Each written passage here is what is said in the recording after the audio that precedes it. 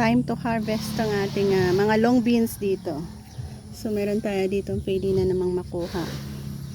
So isa, ang ganda, oh.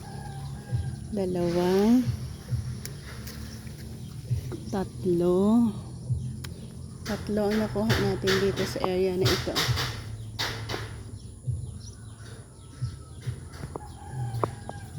Ayan, meron din pala dito. Apat.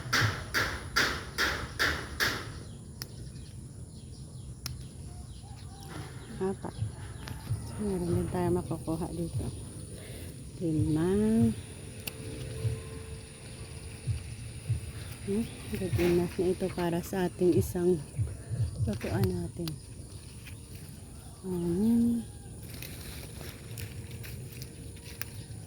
Ito.